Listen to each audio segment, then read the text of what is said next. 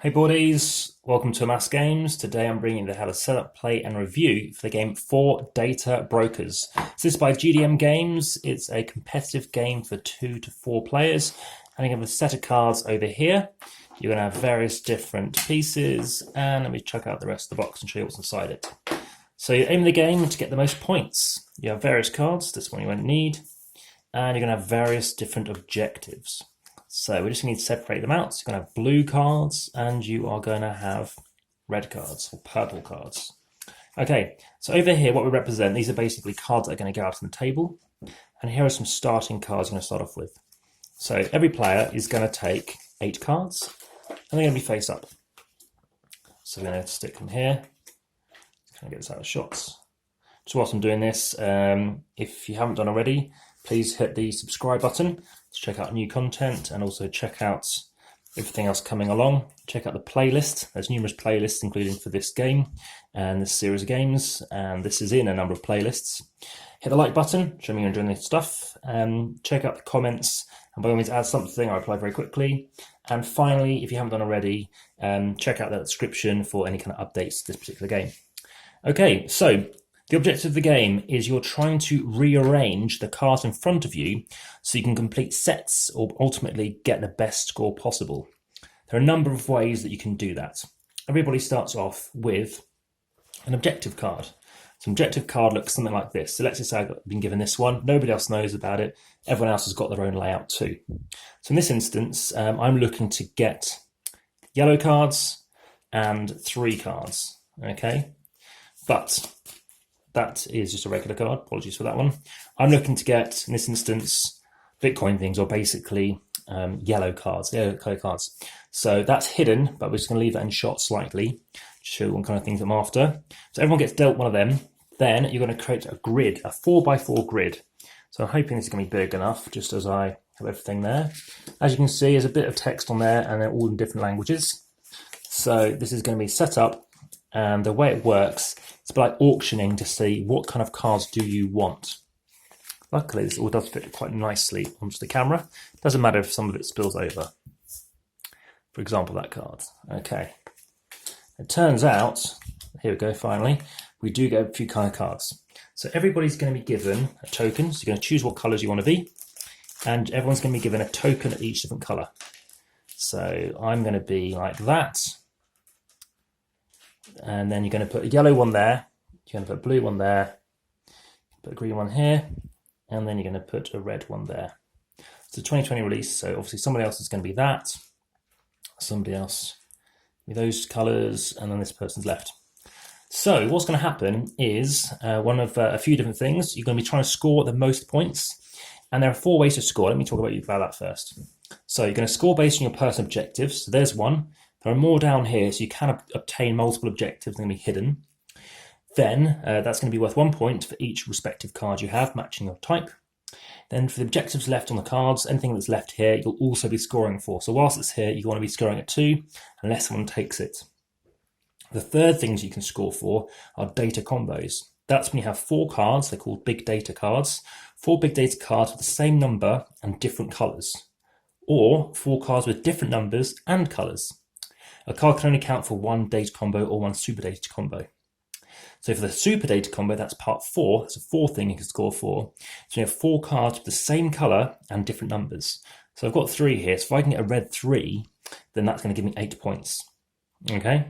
So, and talking about that data combo, that's a super data combo. If I've got the red 3, a regular data combo is when you have 4 cards with the same number and different colours. So in this case, I've got 2 the same, I've got 2 of the same, 3 of the same.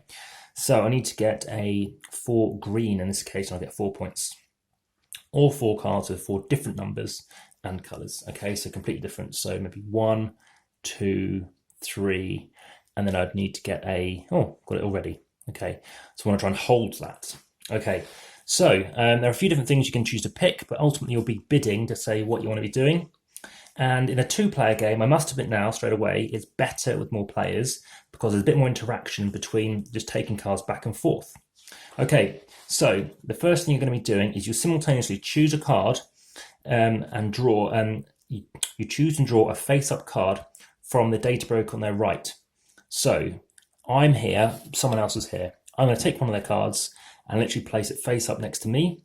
They, of course, if there's a 2-player, they're just going to take one of mine. If it's a 3-player, then of course I'll be taking from here, they'll be taking from there, etc. And 4 likewise. And then what they're going to do is you're then going to choose 2 cards that you've got. So I'll only have 8 again, remember? And I'll place 2 of them face down. So from now on, I've locked them in. In this instance, I might want to lock in one of those ones that we've talked about. That gives me either the 8 points or the 4 points. Probably the 8 points, which would be, let's say, one of these ones. So we know that works in 2 sets. So probably that would be a good one to go for. Then this is when you do the voting tokens. That's these things here. And it's secretly going to pick one of them to gain the effect. Now in a 2-player game, you're actually going to pick 2 different things that you could vote for. So put away the rest, we won't need them. And then what's going to happen is you reveal your hand, and if your token or tokens in a 2-player game is the only person to go there, you're going to resolve it. Now one thing this game doesn't have is actually a little player marker, because we're going to play 4 rounds. This round, this round, this round, and this round. So this is why I use this card, basically off to the side to show that's the round, then we move down, etc. So in this case, let's say I picked this one.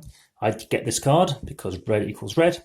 Take 1 objective from the grid. So this lets me take anywhere from here. So I'll probably take the well, either way, the 3 I've only got 1 of, and I've only got 1 green. Now I could have also picked the green card instead of the red card. What that gives me is it removes a column from the grid, so an entire column goes. This one, swap 1 of your objectives for 1 from the grid. So I get rid of this card. I don't think I would want to. And over here, change the direction of the game. That's only really important maybe in a 3 or 4-player game, because of course you're switching it. So automatically, that's kind of a redundant thing. So that continues on. And what's going to happen is basically if multiple people put their tokens on it, they get them back. If not, you place a single one and then you resolve it left to right. Then we've gone to round 2. So the same thing happens again. Remember, the first thing you do is you take a card, person to your right, unless the direction of the game changes, and then take 2 cards, flip them face down, vote again, etc. And then, yeah, you need to say what you want to be doing. So consider where you want to go. You know, again, in a 2-player game, it's just taking a lot of your opponent's cards, stopping them from getting sets, slightly crunchy, thinking what you want to be going for. And yeah, obviously it takes up a little bit of table space, but not much. It's a quick game. I mean, those 4 rounds go really fast. Trying to memorize actually what's underneath your cards, having a check at them. You can't move them around. Not that you really want to. The reason if you did move them around is you could start making them into the rows. You might habitually want to do that. So that is the game. Like I said, it's nice to have these different patterns in the back. These are targets or objectives. And of course, the more players, it's more likely that you're able to get those sets because you can see what it is that you're after. So in terms of rating, I think it's, as I said, a fun, good to very good game, sort of a 6.5 out of 10. And like I said, got other games coming along, such as Escape 2nd Edition, and there's Giza, which is also the same size as this game too. And yeah, I hope you enjoyed it very much. And yeah, keen to know your thoughts. It does have that kind of big data feel, obviously trying to get sets and numbers. It's interesting seeing how and where you can try and get those things from. Almost a kind of a little template might be quite handy to show you how to make your sets, but it's very swift, and of course scoring is straightforward too.